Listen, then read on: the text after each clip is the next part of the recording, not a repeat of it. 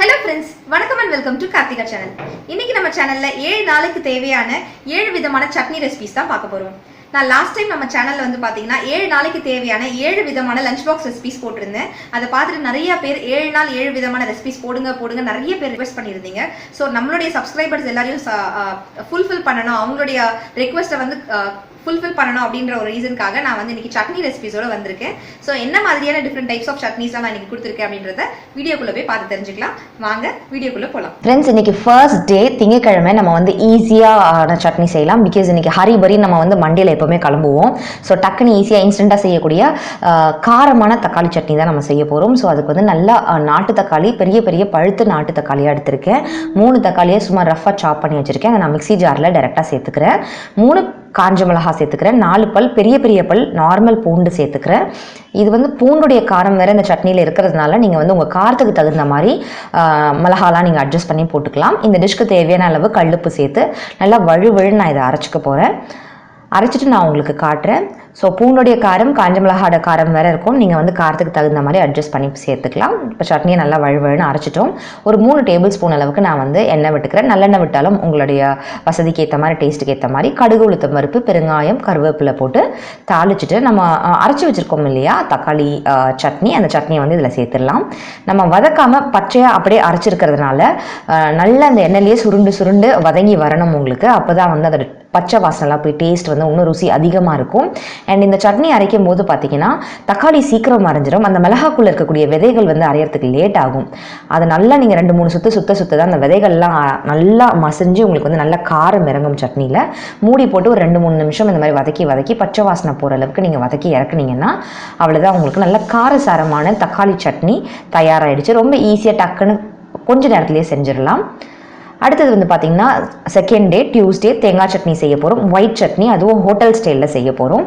So தேங்காய் சட்னியில் நிறைய விதங்கள் இருக்குது. நம்ம வந்து இன்றைக்கி பேசிக்காக ஈஸியான டைப் ஆஃப் தேங்காய் சட்னி செய்ய போகிறோம்.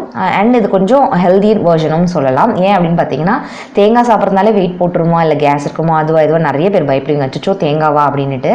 ஸோ நான் வந்து பார்த்திங்கன்னா கிட்டத்தட்ட 1 கப் அளவுக்கு கட் பண்ணி வச்சுருக்க தேங்காய் பீசஸ் எடுத்துக்கிட்டேன். நல்லா பெரிய பச்சை மிளகாவா, காரம் உள்ள பச்சை மிளகாவா, ஒரே ஒரு பச்சை மிளகா தான் நான் எடுத்திருக்கேன். அண்ட் பூண்டு வந்து பார்த்தீங்கன்னா நார்மல் பெரிய பூண்டு பற்கள் வந்து 2 பெரிய பற்கள் பூண்டு வந்து நான் எடுத்திருக்கேன். ஸோ இந்த பூண்டுடைய காரம் வேறு இருக்கும் அண்ட் அந்த பச்சை மிளகாடைய காரம் வேறு இருக்கும். அதுக்கேற்ற மாதிரி நீங்கள் அட்ஜஸ்ட் பண்ணி சேர்த்துக்கலாம். ஸோ நீங்கள் காரம் தகுந்த மாதிரி பச்சை மிளகாய் இன்க்ரீஸ் பண்ணுறதும் டிக்ரீஸ் பண்ணுறதையும் உங்களுடைய ருசிக்கு ஏற்ற மாதிரி செஞ்சுக்கலாம். கல்லுப்பு சேர்த்துருக்கேன் நான். சேர்த்து இது எல்லாத்தையும் நம்ம எவ்வளோ தண்ணி வேணுமோ அவ்வளோ தண்ணி விட்டு உங்கள் கன்சிஸ்டன்சிக்கு ஏற்ற மாதிரி நீங்கள் தண்ணி விட்டு நல்லா விழுதாக அரைச்சிக்கோங்க சட்னியை. எனக்கு வந்து சட்னி குறைன்னு இல்லாமல் கொஞ்சம் வழுவழுன்னு இருந்தால் பிடிக்கும். அண்ட் வந்து பார்த்திங்கன்னா இந்த தேங்காய் சேர்க்கறதுனால நீங்கள் பயப்பட தேவையில்லை, பூண்டு சேர்த்துருக்கோம். ஸோ இதை வந்து அது காம்பன்சேட் பண்ணிடும். உங்களுடைய கன்சிஸ்டன்சிக்கு ஏற்ற மாதிரி நீங்கள் கெட்டி சட்னியோ இல்லை தண்ணியான சட்னியோ நீங்கள் அதுக்கேற்ற மாதிரி அரைச்சிக்கலாம். பாருங்கள், நல்லா பியோர் ஒயிட் கலரில் ஹோட்டல் எல்லாம் கொடுப்பாங்க பாருங்கள், அது மாதிரி இருக்குது பாருங்கள். ஈஸியாக டக்குன்னு செஞ்சிடலாம். ஆனால் டேஸ்ட்டும் நல்லா ருசியாக இருக்குங்க. ஸோ தாளிக்கிறதுக்கு 1 டேபிள் ஸ்பூன் எண்ணெயும், கடுகு உளுத்தம் பருப்பு 1/2 டீஸ்பூனும், பெருங்காயம் 1/4 டீஸ்பூனும், கருவேப்பிலை கொஞ்சம் சேர்த்து நல்லா பொரிஞ்சதுக்கப்புறமா நம்ம சட்னி அதில் சேர்த்துடலாம். தண்ணி வேணும்னா நீங்கள் இந்த டைமில் கூட அட்ஜஸ்ட் பண்ணிக்கலாம். நல்லா ஒயிட் கலரில் கெட்டி சட்னி தயாராகிடுச்சு. எனக்கு ரொம்ப பிடிச்ச சட்னியும் கூட இது. தேர்ட் டே இன்னைக்கு வந்து பார்த்தீங்கன்னா புதன்கிழமை நம்ம வந்து ரோஜாப்பூ சட்னி அரைக்க போகிறோம். ரோஜாப்பூ சட்னி என்னடா பேரே வித்தியாசமாக இருக்குது அப்படின்னு நினைக்காதீங்க. எங்கள் ஃபேமிலியில் இந்த சட்னி எப்படி தான் சொல்லுவோம். ஒருவேளை இந்த சட்னி உங்களுக்கு தெரிஞ்சவங்க இருக்கலாம், இதில் சிலருக்கு தெரியாமல் இருக்கலாம், பேர் வேறு மாதிரி இருக்கலாம், எனக்கு தெரியலை. என்னுடைய அம்மா அவங்களுக்கு முன்னாடி காலத்துலேருந்து இது எங்கள் ஃபேமிலியில் செஞ்சுட்டு வரும். இது வந்து கொஞ்சம் ரோஸ் பெட்டல்ஸ் கலரில் இருக்கிறதுனாலையோ இன்னமோ இதை வந்து ரோஜாப்பூ சட்னின்னு சொல்லுவாங்களா என்னன்னு எனக்கு தெரியாது. இது ஊருக்கெலாம் கூட கொண்டு போகலாம். கிட்டத்தட்ட 4 நாள் ஆனாலும் கெட்டே போகாது. அவ்வளோ டேஸ்டியாக சூப்பராக காரசாரமாக இருக்கும். நல்ல காரமான சட்னி. இதில் மொத்தம் வந்து பார்த்தீங்கன்னா 6 காஞ்ச மிளகா நான் சேர்த்துருக்கேன். ஒரு 15 பெரிய பெரிய பல் பூண்டு சேர்த்துருக்கேன். நான் இந்த சட்னி ரெசிபீஸில் எதுலேயுமே மலை பூண்டு சேர்க்கல, நார்மல் பூண்டு தான் சேர்த்துருக்கேன். மொத்தம் 15 பல் பூண்டு சேர்த்துருக்கேன். ஒரு 1/4 மூடி தேங்காய், ஒரு 1/4 நல்ல பெரிய தேங்காயில் ஒரு 1/4 மூடி அளவுக்கு தேங்காய் வந்து நான் அதில் பீசஸ் கட் பண்ணி சேர்த்துருக்கேன். அப்புறம் கல்லுப்பு சேர்த்து நல்லா வழுவழுன்னு நம்ம அரைச்சிருவோம். நான் இதுக்கு முன்னாடி சொன்ன சில சட்னிகளுக்கு சொன்ன மாதிரி தான். ஃபஸ்ட்டு வந்து அரைஞ்சிட்ட மாதிரி தெரியும் உங்களுக்கு. கொஞ்சமாக தண்ணி விட்டு பேஸ்ட் மாதிரி நீங்கள் நல்லா வழுவழுன்னு 2-3 சுற்றி எக்ஸ்ட்ரா சுற்றி நீங்கள் இறக்குனீங்கன்னா அந்த விதைகள்லாம் வந்து உங்களுக்கு நல்லா மசிய தான் அந்த கலர் வரும்.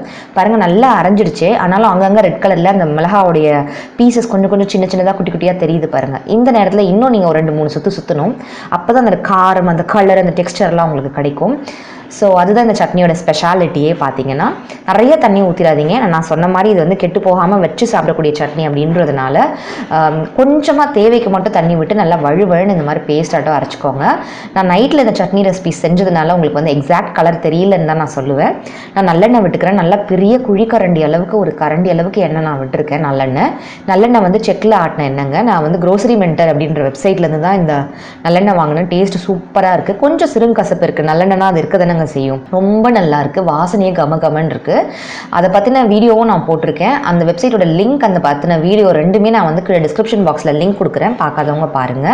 நல்லெண்ணெயில் நான் வந்து கடுகு, உளுத்தம்பருப்பு, பெருங்காயத்தூள், கருவேப்பிலை போட்டு தாளிச்சிடுறேன். நல்லெண்ணெய்னாலே இந்த மாதிரி பொங்கி தான் வரும். உங்க எல்லாருக்குமே தெரியும். மணக்க அடுத்தது நம்ம அரைச்சி வச்சிருக்கக்கூடிய சட்னி அதில் சேர்த்துடலாம். சேர்த்து நிறைய எண்ணெயில் ஊறுகாய் மாதிரி வரணுங்க. எண்ணெய் மேலே மிதந்து கீழே சட்னி செட்டில் ஆகி நல்லா அந்த பேனோட ஒட்டாமல் சுருண்டு திரண்டு வரணும். அந்த அளவுக்கு நமக்கு வந்து நம்ம கிளறி இறக்கணும். சுருள வதக்கி எடுக்கணும். ஏன் நம்ம சுருள வதக்கணும் அப்படின்னு பார்த்தீங்கன்னா, நம்ம பச்சையாக அரைச்சிருக்கோம். அந்த பூண்டுடைய காரம், காஞ்ச மிளகாவோட காரம், அந்த தேங்காய்லாம் வந்து கெட்டு போயிடும் இல்லைங்களா சட்னி. நல்லா நம்ம ஒரு 2-3 நிமிஷம் ஓப்பன்லேயே வச்சு நம்ம வந்து கிளறி இறக்கணும். நீங்கள் வந்து க்ளோஸ் பண்ணிட்டீங்கன்னா வந்து அந்த மாய்ஸ்சர் பட்டு சட்னி கெட்டு போயிடும். கலரும் சேஞ்ச் ஆகிரும். ஸோ நல்லா வதக்கி எடுத்திங்கன்னா இந்த மாதிரி சுற்றி எண்ணெய் பிரிஞ்சு உங்களுக்கு நல்லா ஒட்டாமல் இந்த மாதிரி சுருண்டு திரண்டு ஊறுகாய் மாதிரி வரும். ஊருக்கு போகும்போது பாட்டிலில் கொண்டு போனீங்கன்னா மேலே எண்ணெயும் கீழே சட்னியும் ஊறுகாய் மாதிரி உங்களுக்கு டேஸ்ட் சூப்பராக இருக்குங்க. அவ்வளோதான், நமக்கு ரோஜாப்பூ சட்னி தயாராகிடுச்சு. இப்போ வந்து டே 4, அதாவது வியாழக்கிழமை நம்ம வந்து வேர்க்கடலை சட்னி செய்ய போகிறோம். வேர்க்கடலை சட்னி செய்கிறதுக்கு நான் வந்து 1 டேபிள் ஸ்பூன் அளவுக்கு எண்ணெய் விட்டுக்கிறேன். அதில் வந்து ஒரு சிறு நெல்லிக்காய் அளவுக்கு நான் வந்து புளி சேர்த்துக்கிறேன். ஒரு பெரிய பல் பூண்டையும் சேர்த்துக்கிறேன். வேர்க்கடலை சட்னி வந்து நிறைய பேர் வந்து வேர்க்கடலையாக வெயிட் போட்டிருக்கே வேண்டாம் அப்படின்னு நினைக்காதீங்க. வேர்க்கடலை மாதிரி ஸ்ட்ரென்த் எதுவுமே கிடையாது. குழந்தைங்களுக்குலாம் நீங்கள் ரெகுலராக வேர்க்கடலை கொடுக்கலாம். நான் ஷர்வனுக்கு நிறைய பர்ஃபீஸ் வேர்க்கடலாம் கொடுக்குறேன். அண்ட் 2 காஞ்ச மிளகா போட்டிருக்கேன். இது நீட்டு காஞ்ச மிளகா அப்படின்றதுனால காரம் கம்மியாக இருக்கும். அதனால நான் 2 சேர்த்துருக்கேன். சேர்த்துட்டு அந்த கருகிறதுக்கு முன்னாடி அதை நம்ம நல்லா ஃப்ரை பண்ணி எடுத்து தனியாக ஒரு பிளேட்டில் வச்சுட்டு நல்லா 1 கப் அளவுக்கு நான் வேர்க்கடலை வந்து வறுத்து தோல் உரிக்கப்பட்ட வேர்க்கடலையே நான் இதில் சேர்த்துக்கிறேன். அந்த சூட்லேயே நல்லா ஒரு 2-3 பெரட்டிட்டு ஆஃப் பண்ணிடலாம். எல்லாத்தையும் ஒன்றா வச்சுட்டு நம்ம வந்து ஒரு கல்லுப்பு சேர்த்து ஓரமாக வச்சு ஆற வச்சுருவோம். ஆறுனதுக்கப்புறமா நமக்கு எந்த கன்சிஸ்டன்சி வேணுமோ அந்த கன்சிஸ்டன்சி அளவுக்கு தண்ணி சேர்த்து நம்ம நல்லா வழுவழுன்னு அரைச்சிக்கலாம். ஸோ வேர்க்கடலை சாப்பிட்றதுக்கு பயமாக இருக்கிறவங்க வந்து இந்த மாதிரி நீங்கள் பூண்டு சேர்த்து அரைச்சிங்கன்னா டேஸ்ட்டாக இருக்கும். அண்ட் அதோட ஃப்ளேவர் வந்து உங்களுக்கு மாறாமல் சூப்பராக இருக்கும். மற்ற இன்க்ரீடியன்ஸ்லாம் ஆட் பண்ணி கூட நிறைய பேர் வேர்க்கடலை சட்னி செய்வாங்க. அது வந்து ஃப்ளேவரை வந்து டாமினேட் பண்ணிடும். இது நல்ல வேர்க்கடலையோடைய ஃப்ளேவர் இருக்கும். எண்ணெய், கடுகு, உளுத்தம்பருப்பு, பெருங்காயத்தூள், கருவேப்பிலை போட்டு அழகாக நான் வந்து தாளித்து கொட்டிட்டேன். சூப்பராக டேஸ்டியாக அந்த கிரவுண்ட்நட் ஃப்ளேவரோட வேர்க்கடலை சட்னி தயாராகிடுச்சுங்க. அடுத்தது வந்து பார்த்திங்கன்னா 5th டே, அதாவது வெள்ளிக்கிழமை நம்ம வந்து வெங்காய சட்னி செய்ய போகிறோம் இன்னைக்கு. எனக்கு ரொம்ப பிடிச்ச ஃபேவரட் சட்னி. 2 டேபிள் ஸ்பூன் அளவுக்கு எண்ணெய் விட்டுட்டு 1 டேபிள் ஸ்பூன் அளவுக்கு கடலைப்பருப்பும் 1 டேபிள் ஸ்பூன் அளவுக்கு முழு உளுத்தம்பருப்பும் 2 காஞ்ச மிளகாவும் சேர்த்து நல்லா ஒரு வறுத்துட்டு நல்ல பெரிய வெங்காயம் 2 வெங்காயம் வந்து நான் ஒரு ரஃபாக சாப் பண்ணி வச்சுருக்கேன். அதை வந்து எண்ணெயில் நல்லா சுருள வதக்கிடுவோம். நம்ம நல்லா வதங்கினதுக்கப்புறமா நான் வதங்குறதுக்கு தேவையான அளவு உப்பும் சேர்த்து வதக்கியிருக்கேன். அண்ட் அது நல்லா வதங்கினதுக்கப்புறமா நம்ம வந்து தக்காளி சேர்த்துக்கலாம். வெங்காயத்தில் பாதி அளவு தக்காளி போதுமானது. பெங்களூர் தக்காளியாக இருந்தால், நாட்டு தக்காளியாக இருந்தால் இன்னும் கூட கொஞ்சம் குறைச்சிக்கலாம் நீங்கள். நான் ஒரே ஒரு நாட்டு தக்காளி சேர்த்து நல்லா ஸ்மாஷர் அளவுக்கு வதக்கிட்டு நான் ஆற வச்சுட்டு இப்போ அரைக்க போகிறேன். நான் நல்லா வழுவழுன்னு அரைச்சிருங்க. அரைச்சதுக்கு அப்புறமேட்டு கொஞ்சமாக எண்ணெய் விட்டு அஃப்கோர்ஸ் கடுகு, உளுத்தம்பருப்பு, பெருங்காயத்தூள், கருவேப்பிலை போட்டு நம்ம தாளிச்சிடலாம். தாளித்து சட்னியில் கொட்டிட்டோம்னா சூப்பராக டேஸ்டியாக அந்த வெங்காய ஸ்வீட்னஸோடு இருக்கக்கூடிய வெங்காய சட்னி நமக்கு தயாராகிடுச்சு. எனக்கு வந்து எப்பவுமே வெங்காய சட்னி கொஞ்சம் அந்த வெங்காய ஸ்வீட்டோடு சாப்பிட பிடிக்குங்க.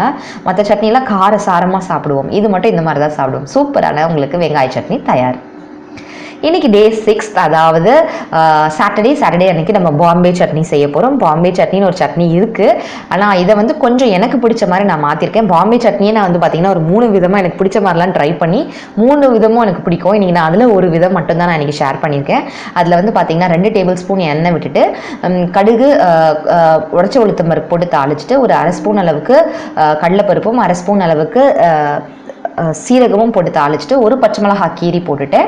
கொஞ்சோண்டு கருவேப்பிலையும், நல்ல பெரிய வெங்காயம், ஒரு வெங்காயம் ஸ்லைஸ் பண்ணி அதையும் நான் சேர்த்துக்கிட்டேன். நல்லா சுருள வதக்கிடுங்க. வதக்கினதுக்கப்புறமா 1 டீஸ்பூன் அளவுக்கு இஞ்சி பூண்டு விழுது சேர்த்துக்கலாம்.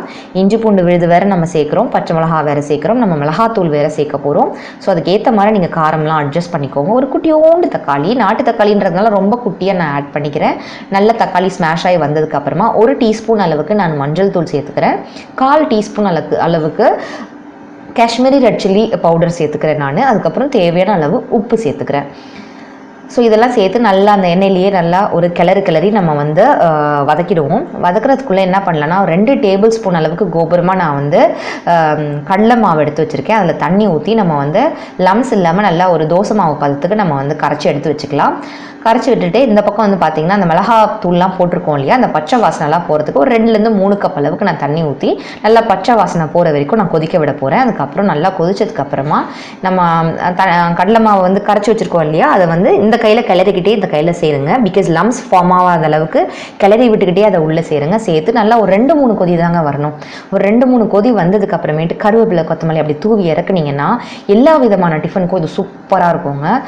நல்லா டேஸ்ட்டாக இருக்கும். நீங்கள் ஒரு நாள் ட்ரை பண்ணுங்களேன். சூப்பரான சட்னி இப்போ தயாராகிடுச்சு. இன்றைக்கி வந்து 7th டே சண்டே மிக்சட் ஹெல்தி சட்னி செய்ய போகிறோம். ஸோ மிக்சட் ஹெல்தி சட்னிக்கு நான் 2 டேபிள் ஸ்பூன் அளவுக்கு எண்ணெய் விட்டுட்டு 1 டேபிள் ஸ்பூன் அளவுக்கு கடலைப்பருப்பும் 1 டேபிள் ஸ்பூன் அளவுக்கு முழு உளுத்தம் பருப்பும் சேர்த்து ஒரு வதக்கிட்டு ஒரு சின்ன லெமன் சைஸ் அளவுக்கு, எலுமிச்சை பழ அளவுக்கு, சின்ன நெல்லிக்காய் அளவுக்கு புளியும், நல்ல ஒரு பெரிய வெங்காயம் ரஃபாக சாப் பண்ணி வச்சுருக்கேன், அதையும் சேர்த்து நல்லா வதக்கிடுவோம். நல்லா வதங்கினதுக்கப்புறமா 2 பல் பூண்டு, அந்த 2 பல் பூண்டு சைஸுக்கு 2 பல் இஞ்சி எடுத்துக்கிறேன். 2 பெரிய பச்சை மிளகா நான் சேர்த்துக்கிறேன். காரத்துக்கு தகுந்த மாதிரி நீங்கள் வந்து பச்சை மிளகா அட்ஜஸ்ட் பண்ணி போட்டுக்கலாம். இஞ்சியோடைய பூண்டோடைய காரம் வேறு இதில் இருக்குது, அதுக்கேற்ற மாதிரி பார்த்துக்கோங்க. நான் வந்து பெங்களூர் தக்காளி சேர்த்துக்கிறேன். பெங்களூர் தக்காளி ஒரே ஒரு தக்காளி சேர்த்து நல்லா ஸ்மாஷ் ஆகிற அளவுக்கு நான் ஃபுல்லாக வதக்கிடுறேன். ஏன் இது பேர் வந்து ஹெல்தி மிக்சட் சட்னி அப்படின்றத நான் சொல்கிறேன். கல் உப்பு வந்து நான் சேர்த்து நல்லா ஸ்மாஷ் ஆகிற அளவுக்கு வதக்கிட்டு ஒரே ஒரு தேங்காய் பத்தை, நல்லா பெரிய தேங்காய் பத்தை ஒன்று வந்து இதில் சேர்த்துக்கலாம். சேர்த்து நல்லா வதக்கிட்டு 1 டேபிள் ஸ்பூன் அளவுக்கு உடச்சக்கடலை நான் இதில் சேர்த்துக்கிறேன். சேர்த்து நல்லா நம்ம வதக்கிடுவோம். வதக்கினதுக்கப்புறமா நம்ம ஃப்ரெஷ்ஷாக க்ளீன் பண்ணி வச்சுருக்கக்கூடிய 1 கப்பு கருவேப்பிலை, 1 கப்பு புதினா, 1 கப்பு கொத்தமல்லி, இது 3த்தையும் நம்ம சேர்த்துக்கலாம். ஏன் இந்த சட்னியை நான் சண்டே அன்றைக்கி நான் தரேன் அப்படின்னாக்கா, சண்டே அன்றைக்கி நம்ம ஃப்ரெஷ்ஷாக அந்த இஞ்சி, கருவேப்பிலை, கொத்தமல்லியெல்லாம் ஃப்ரெஷ்ஷாக வாங்குவோம். நம்ம அதை வந்து ஸ்டோர் பண்ணி வச்சு அந்த வாரம் ஃபுல்லாக யூஸ் பண்ணுறதுக்கு பதிலாக அதில் பாதியை வந்து இந்த மாதிரி சட்னியாக செஞ்சு அன்றைக்கே சாப்பிட்டுட்டிங்கன்னா அந்த க்ரீன்ஸில் இருக்கக்கூடிய சத்துக்கள்லாம் நமக்கு வந்து அப்படியே கிடைக்கும். அதனால ஸோ நல்லா இந்த க்ரீன்ஸ்லாம் சேர்த்ததுக்கப்புறம் நல்லா வதக்கிட்டு நீங்கள் வந்து ஆஃப் பண்ணிவிடுங்க. ஆஃப் பண்ணிட்டு இந்த மாதிரி நீங்கள் நல்லா விழுதாக அரைச்சிட்டு ஒரு 1/4 லெமன் அளவுக்கு நீங்கள் வந்து பிழிஞ்சு விட்டுருங்க. இந்த லெமன் சேர்த்து நீங்கள் சாப்பிட்டீங்கன்னா சூப்பராக இருக்குங்க டேஸ்ட்டு. லெமன் சேர்க்கும் போது என்ன ஆகும்னா, இந்த க்ரீன்ஸில் இருக்கக்கூடிய அயனை வந்து அப்சர்வ் பண்ணுறதுக்கு விட்டமின் சி ரொம்ப யூஸ்ஃபுல்லாக இருக்கும். அதனால் நான் லெமன் விட்டு செய்கிறேன். க்ரீன் சட்னி எப்போ செஞ்சாலும் எங்கள் வீட்டில் லெமன் போட்டு தாங்க செய்வோம். நீங்கள் லெமன் போடாமல் அப்படியே நீங்கள் அரைச்சாலும் அரைச்சிடலாம். ஏன்னா புளி, தக்காளிலாம் இருக்குது, பார்த்து நீங்கள் அட்ஜஸ்ட் பண்ணி சேர்த்துக்கோங்க. சப்போஸ் உங்களுக்கு டவுட்டாக இருக்குது கார்த்திகா சொல்கிறது அப்படின்னு நினச்சிங்கன்னா, கொஞ்சமாக நீங்கள் ஒரு 2-3 ஸ்பூன் தனியாக எடுத்து வச்சு அதில் கொஞ்சமாக லெமன் பிழிஞ்சு நீங்கள் சாப்பிட்டு பாருங்களேன். கண்டிப்பாக விட மாட்டீங்க. டேஸ்ட் சூப்பராக இருக்கும். நீங்கள் ட்ரை பண்ணி பார்த்துட்டு சொல்லுங்கள்.